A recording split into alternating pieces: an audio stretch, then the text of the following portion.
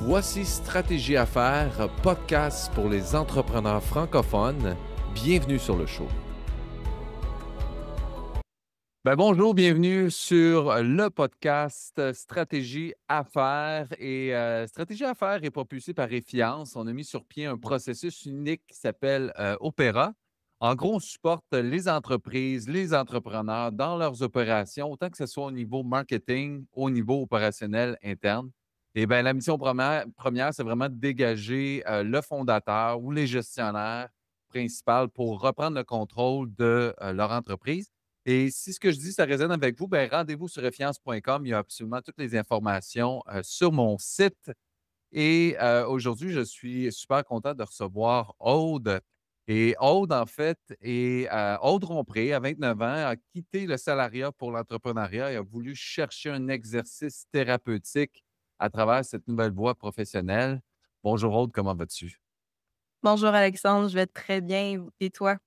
Ça va super bien, merci. Ouais, on va se tutoyer, hein, s'il te plaît. Ça va aller plus rapide, je pense. Exactement. Écoute, j'aimerais ça que tu commences par nous expliquer pourquoi tu es rendu en marketing. On en a déjà discuté avant qu'on ouvre le micro, mais j'ai hâte d'en savoir plus sur ton parcours qui a l'air assez complet, disons, et compliqué, peut-être, je pourrais même dire. Assez rock'n'roll, la vie n'est pas un fleuve tranquille. Donc, Non? j'ai commencé mes études post-secondaires. J'ai fait du violon classique. Je me suis blessée à l'épaule. J'ai dû me convertir en sciences humaines.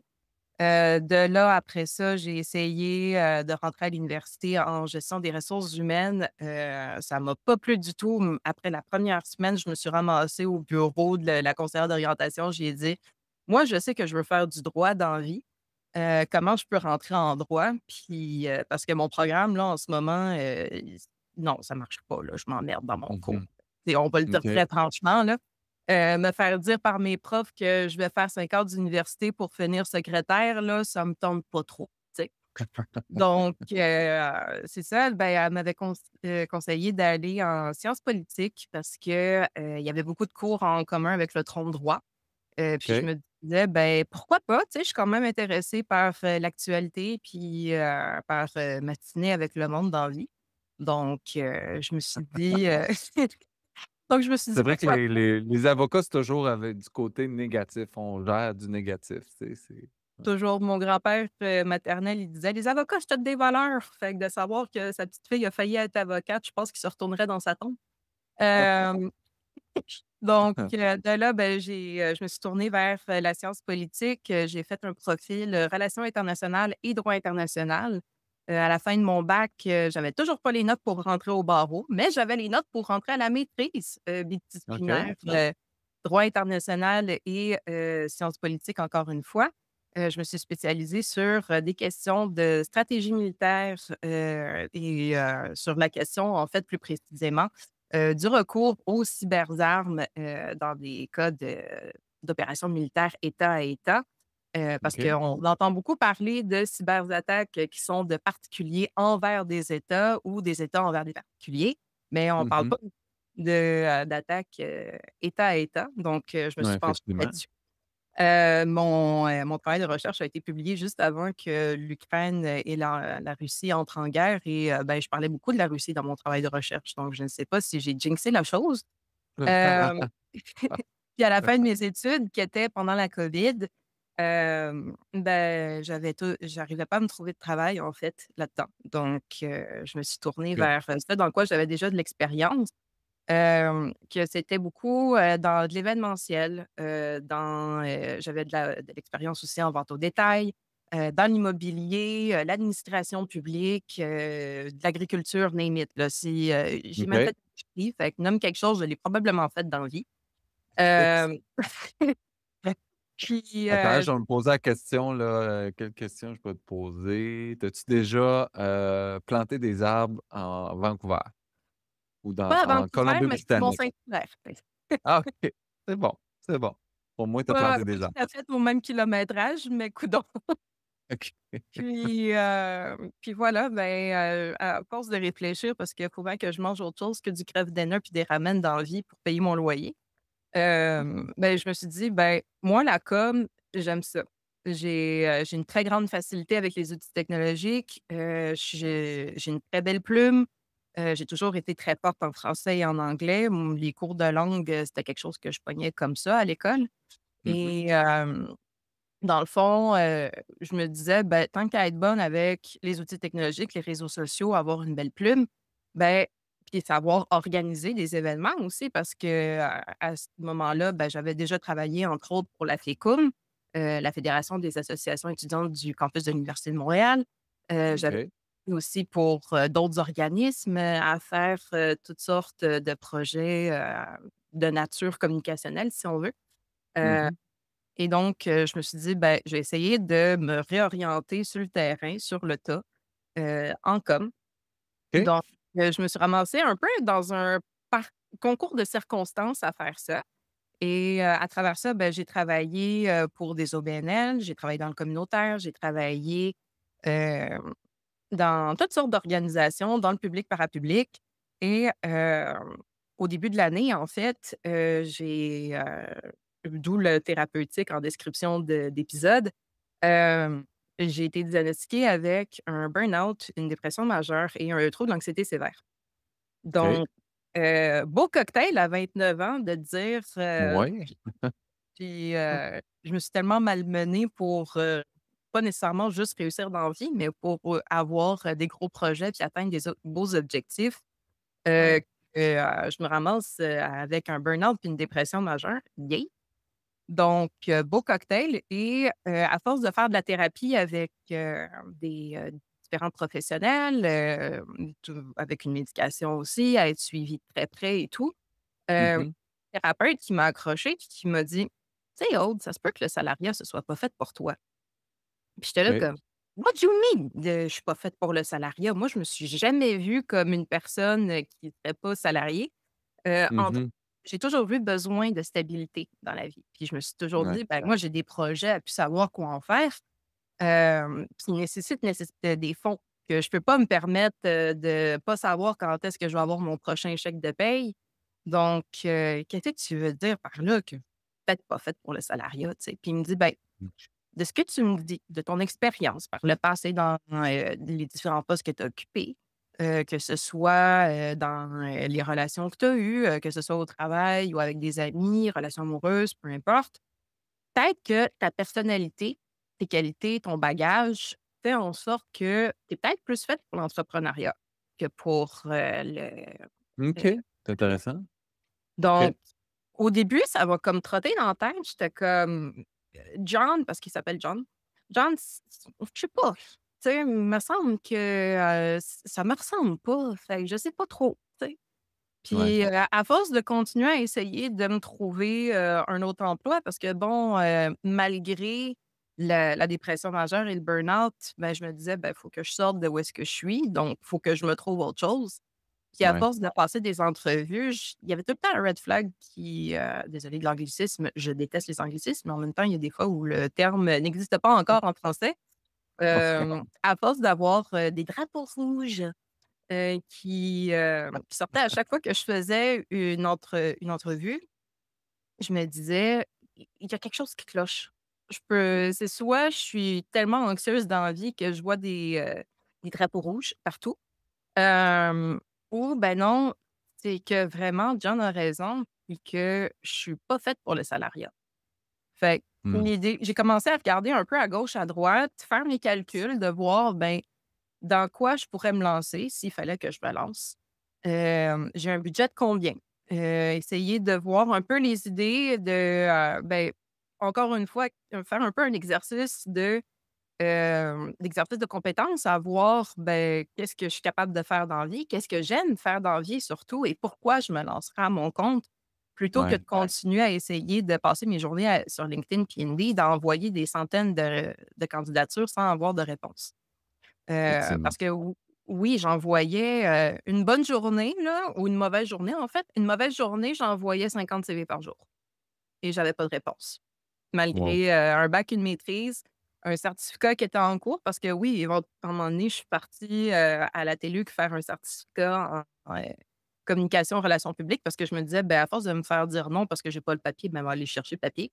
Spoiler alert, je l'ai pas fini. Mais tu sais, Puis c'est tout un parcours comme ça que je me disais: «Bon, qu'est-ce que j'ai à vendre?» Tu sais, je me mets le chapeau d'entrepreneur, qu'est-ce que j'ai à vendre? Autre que effectivement. ma propre salade. C'est Puis, ça fait combien de temps, là, que tu as parti l'entreprise en marketing? j'ai commencé cet été, fait que ça fait pas super longtemps. Ah OK, c'est tout nouveau. Oui, OK. oui, donc les Bon, exercices thérapeutiques là, de se mettre les orteils, dans l'eau puis, on se pitch dans le fond dans le creux de la piscine là, ouais, c'est assez récent, mais c'est très thérapeutique. C'est, ouais. Est-ce que tu vraiment as ça un travail quand même? Tu as un travail on the side ou là, tu as rien? non, OK. non, OK. full à fond dans l'entrepreneuriat là, pour, vraiment Good. me concentrer là-dessus.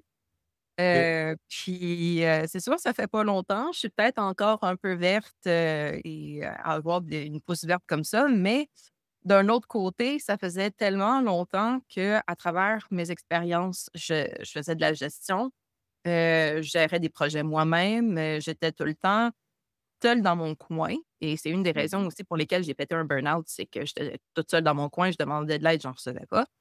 Hem, que Pas que c'est différent d'être entrepreneur, mais qui est différent, c'est que j'ai pu apprendre à dire non.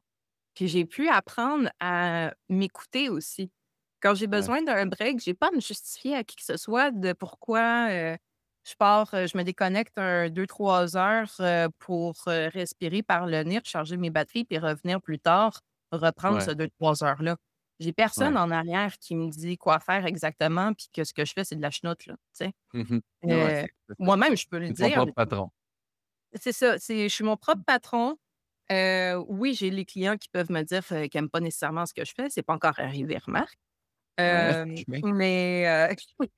Mais les clients, que j'ai eus, ça m'a vraiment aidé à me réconcilier, en fait, avec, le domaine, non seulement de l'entrepreneuriat que pour lesquels j'avais des craintes, et pour lequel, mon fiancé aussi avait des craintes, à savoir, ben, écoute, tu es celle qui gagnait le plus des 2. C'était toi qui avais les assurances, sur lesquelles, on prenait des rendez-vous, des trucs comme ça. Puis là, tout d'un coup, tu lâches tout, tu fais fuck tout, puis, tu te prends à ton compte, tu sais.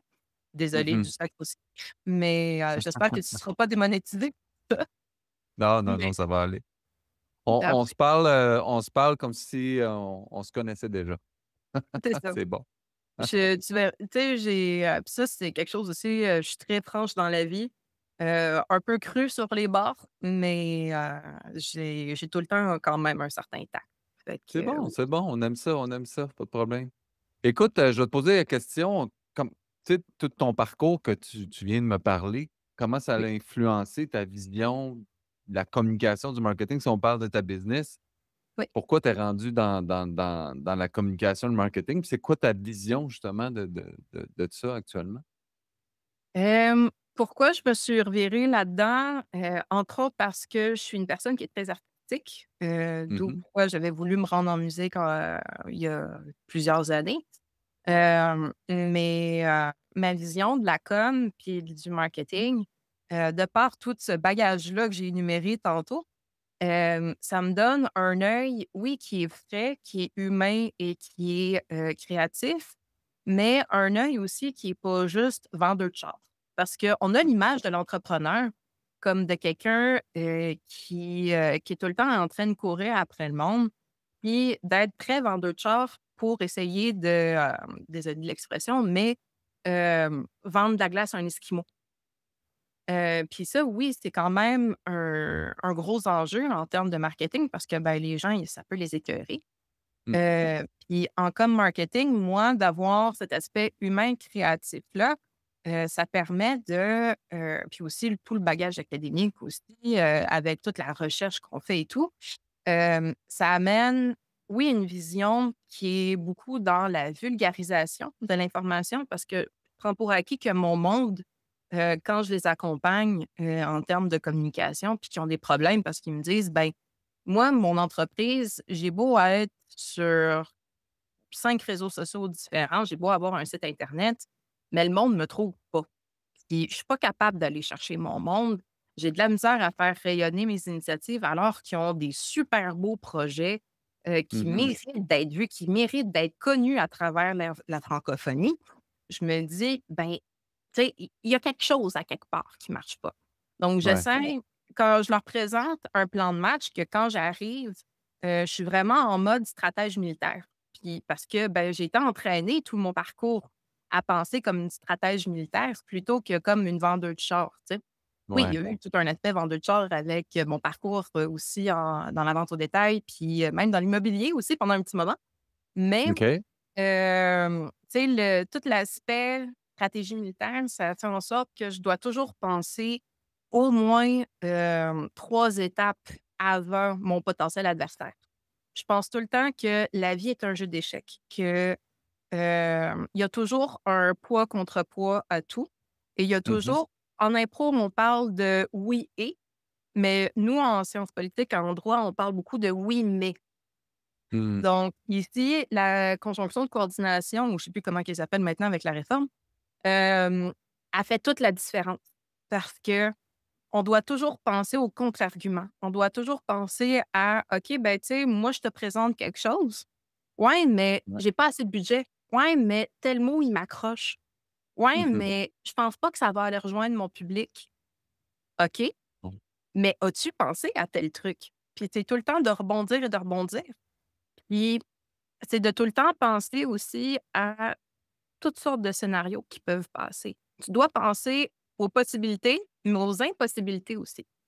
Parce Ouais. que tu peux pas te permettre d'avoir des angles morts. Puis ça, parce que, par exemple, un entrepreneur, souvent, là, je rentre dans le cliché, mais il y a beaucoup d'entrepreneurs, qui viennent d'écoles de commerce, qui viennent d'un parcours très, administratif, qu'eux, ils ont été conditionnés à penser comme des vendeurs. Mmh. Mais ils n'ont pas nécessairement été conditionnés à penser, comme un stratège au sens où ils n'ont pas nécessairement pris conscience de tous les facteurs qui entourent une décision, autre que: «Est-ce que je veux acheter ton produit ou pas?» Et pourquoi quelqu'un voudrait acheter ton produit ou pas? En Effectivement. Sciences Po, on pense beaucoup à le facteur économique, le facteur démographique, le facteur géographique, l'accès à certaines ressources, des trucs comme ça. Et ça, ce sont des œillères, qu'il faut prendre en considération en communication et en marketing, et Mmh. d'autant plus en entrepreneuriat si on essaye d'élargir nos marchés. Donc Effectivement. Effectivement, bon point de savoir à qui tu parles, de savoir le persona à qui tu t'adresses, puis après ça, définir tout ton vocabulaire pour ces gens-là, pour qu'ils comprennent ce que tu fais. C'est un et art. ça permet vraiment de raffiner tes personas parce que j'en ai vu des organisations où leur persona, ça disait juste, ben, un propriétaire de grande entreprise. OK, cool, mais chaque grande entreprise est différente. Puis ton Tout à fait. propriétaire de grande entreprise, s'il est à Chibougamau ou s'il est à Montréal, il pense pas de la même façon. Non, Il a pas les mêmes besoins, il a pas la même réalité, il a pas le même effectivement. contexte économique. Donc, il y a peut-être pas nécessairement les mêmes publics cibles. Il y a peut-être pas la même, la même diplomation. Il y a peut-être pas nécessairement, la même clientèle. Bref, il y a toutes sortes de choses qui rentrent en considération, dans ton persona, qui fait en sorte que tu peux le raffiner de plus en plus en lui mettant un nom, un âge, une diplomation, des habitudes de vie. Et ensuite faire le même exercice, mais pour ta clientèle. Parce que Mmh. oui, on fait beaucoup de personas pour notre propre entreprise, mais on pense pas nécessairement à faire des personas dans notre segmentation de public, pour bien choisir tes publics cibles quand on crée un message ou qu'on essaye justement de vendre un produit. On fait juste se dire, ben, le produit, il va, s'adresser, je sais pas, aux nouvelles mamans. OK, ben, tes nouvelles mamans, ils ont quel âge? Ils habitent où? Exact. Ils ont, Il y a tu sais, tellement de ouais, de styles de maman, dans le fond, là. C'est ça que oui, faut définir le style de chacun de ces personnes-là, puis développer la communication qui va avec ça. C'est absolument. un c'est un travail en soi. Je pense que tu as du pain sur la planche. Beaucoup. Puis, comment tu trouvé tes clients, quand tu as commencé? C'était de ton bouche à oreille, ton network personnel? Le premier, ça a été un pur hasard, ça a été, sur Facebook. OK. Dans le fond, je suis inscrite, comme plusieurs, professionnels en communication marketing, dans un groupe Facebook, qui a des dizaines de milliers, d'utilisateurs dessus, où est-ce Mmh. que c'est un peu un groupe d'entraide, où est-ce qu'on se partage, oui, nos frustrations, mais des fois quand on a des questions parce que, on a un client qui a un bug avec sa plateforme, puis nous-mêmes, on a tout essayé, on ne sait plus, puis on a besoin d'une troisième paire d'yeux. Ben Mmh. là, on est capable de se parler comme ça, puis même des fois quand, on manque de bras, ben ça arrive des fois qu'on se dit: «Hey, là, je manque de bras, j'aurais peut-être besoin d'un pigiste. Fait que, y Mmh. a-tu quelqu'un qui serait disponible?» Ouais. Puis, un soir, j c'est ça, je fais juste scroller sur Facebook, puis je vois qu'il y a quelqu'un qui a mis une annonce en disant: «SOS, j'ai besoin de quelqu'un là pour m'aider avec, un projet. Heu, ça va être rémunéré, c'est discussion, sur le salaire et tout. M'écrire en privé si vous êtes, intéressé». Donc je me OK. dis: «Ben, moi, j'ai rien à perdre concrètement, là». Tu sais, Ben je suis ouais. en pyjama, je fais juste scroller puis regarder des photos de chiens puis, des vidéos de tu sais. Ouais. Donc je lui écris, je dis comme: «Hey, salut, moi, ça m'intéresserait, tu peux-tu m'en dire plus?» Puis, ce qu'il me dit, c'est que, il travaille sur le lancement d'une formation, en gestion alternative. Pour ceux qui ne savent pas nécessairement c'est quoi la gestion alternative puis qu'est-ce que ça mange en hiver. La Ouais. gestion alternative, pour faire vraiment très grossier, hem, c'est, un mode de gestion puis une philosophie en même temps, où est-ce qu'on met, au cœur de tout ça, dans ta gestion d'entreprise, le capital humain plutôt que le capital financier. OK. Donc, il va vraiment veiller au bien-être, de tes employés, mais aussi, à ce qu'il y ait les bonnes ressources, qu'il y ait un bon accès à des formations pour pouvoir faire de la formation continue puis toujours se renouveler. Même chose avec tes clients, comment tu humanises tes clients versus juste, le chèque qui s'en vient après parce que, ben oui, ils payent, mais pour pouvoir avoir des clients, ben, il faut que tu saches, comment les approcher de manière très humaine aussi. Puis bref, il y a tout un art à ça. Mmh. Puis c'est vraiment, quelque chose, encore une fois, moi, ça je me dis: «Waouh!» Tu sais, c'est une micro-entreprise investie, qui fait ce genre de formation-là. Il y a quasiment Cool. personne qui a entendu parler de gestion alternative dans la vie, Ben heu, oui. Fait mais que c'est un beau c'est défi. très beau défi, encore une fois, puis ça fait des années qu'il existe, mais là, c'est ça, il faisait une nouvelle formation là-dessus, puis il disait: «Ben, l'agence de pub qu'on a embauchée pour, faire le lancement puis tout, ils nous ont ghostés pendant l'été, Oh. carrément». Fait qu'ils ont beau avoir essayé de les relancer, tout ça, puis il me disait: Il «Ben». avait payé et tout, là? Oh Ouais, my god. Ah ouais, ça ouais, existe ça? ça a l'air que oui. Ça a été ma Mmh. réaction aussi, j'étais comme: «Mais hein? Non, ça se peut pas, là». Je veux dire, surtout des agences, habituellement, ils ont beaucoup de ressources. Je sais pas c'est quelle agence, ils me l'ont pas dit, puis de toute façon, c'est pas la plateforme non plus Pour ça, là, pour en ouais. parler. Ouais. Il y a peut-être qui se reconnaîtront, Ouais, c'est ça, mais on le sait pas. mais bref, On va pas puis les nommer. On va pas les nommer, mais on le sait même pas, hein? On le sait pas, en c'est fait. ça, c'est ça. Ah, On c'est sait ça. pas c'est Ouais, qui, OK. puis de toute Exact. façon, c'est dans le passé. Bon. Puis, c'est ça, ben, il me dit, «Là, j'ai besoin de quelqu'un parce que mon lancement, il est dans un mois-ish, parce que la cohorte commence dans 2 mois pile, jour pour jour. Donc il faudrait que le début de ma campagne de pub soit genre dans un mois». OK. Un mois pour faire de la pub sur, LinkedIn et Facebook parce qu'au début, on avait parlé de différentes avenues comme Instagram et tout. Il disait: «Peut-être pas pour le moment» parce qu'il en ressentait pas nécessairement l'utilité puis, il était pas nécessairement très à l'aise aussi avec les réseaux sociaux. Mmh mh. Moi, je prêche toujours pour ma paroisse, mais après, le dernier mot revient toujours au client. Ouais. Puis ensuite, pour essayer de voir, bon, ben, tu sais, campagne, ciblée de courriel, est-ce qu'on vise aussi à faire de la pub, sur différentes infolettres? Est-ce qu'on vise aussi des médias traditionnels comme, la presse, la radio, tout ça, tout ça? Donc, Ouais. ça a été une très belle aventure. Ça a été un très beau défi. Puis, ils ont été, j'ai été très transparente avec eux aussi par rapport à mon parcours aussi avec puis mes enjeux de santé mentale. Mmh. Puis ils ont été très ouverts là-dessus. Ils ont été, très compréhensifs aussi. Ils disaient: «Écoute, tu sais, notre but, c'est pas que tu pètes un autre burn-out dans la même année, là», tu sais? Ben ouais. Donc, ça a été, aussi de l'accompagnement là-dedans. Puis pour ça, je les remercie, mais du fond du cœur parce que ça m'a tellement permis de me dire: «Il y a des entreprises qui existent, là, que vraiment c'est très bienveillant, Mmh. ils veulent ton bien». Puis en même C'est temps, ben, cool ils ça. sont un C'est peu cool. sont, Tu as cordonniers eu bien chaussés. tu as eu du fun, puis c'est ça qui est important quand on peut commencer à choisir. Ben, au début, on choisit moins, mais quand on a un bon fit avec nos clients, c'est le fun. C'est plus agréable. Absolument. Puis ça, c'est ce que ça me prenait parce que un des symptômes de la dépression puis, du burn-out dont les gens sont pas nécessairement conscients, c'est le fait que tu te réveilles le matin, non seulement tu as de la misère à te lever, mais tu te dis: «Arc, je dois me connecter pour aller travailler» ou «Arc, Mmh. je dois me rendre au travail».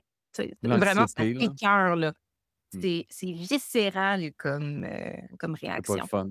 Je suis d'accord, ouais. Pas du tout. Écoute, merci beaucoup, Aude, pour ton partage. C'est vraiment un bel épisode. Peux-tu expliquer aux auditeurs comment est-ce qu'on peut te rejoindre si on veut avoir ton opinion par rapport à notre marketing actuel? Dans le fond, on peut me rejoindre sur différentes plateformes. Ça peut être, sur Instagram, sur Facebook ou LinkedIn avec OK. le handle, Rompré Communication Marketing. J'ai OK. pas été très originale sur le nom, mais en même temps, ça dit tout et je suis facile à rejoindre et à retenir. Sinon, ça peut Effectivement. être, par courriel au, rompre.communication.marketing@commercialgmail.com et Cool. par téléphone, mon numéro de téléphone est inscrit sur ma page Facebook. Donc, il y a aussi un Linktree qui va apparaître, je crois, dans la Ouais, description de l'épisode. Donc, à ce exactement. moment-là, vous pourrez choisir, le canal de communication qui vous plaît et qui vous arrange le mieux pour me rejoindre. Je suis disponible, je ne veux pas dire H24 parce que sinon je ne dormirai plus, mais, je Faut que tu me fasses rends attention à ta santé aussi, là. ben, c'est ça. Donc, parce que ça a été tout un parcours de combattant qui m'a appris à dire non, qui m'a appris à, m'écouter, mais aussi, à faire beaucoup de nouvelles choses, balancer les craintes et les succès, être patiente, me réinventer aussi dans mon offre de service, pour Mmh. pouvoir justement, me démarquer de d'autres entrepreneurs qui font la même chose parce qu'on n'est pas tout seul dans la vie, Non, puis aussi à regarder en avant plutôt qu'en arrière.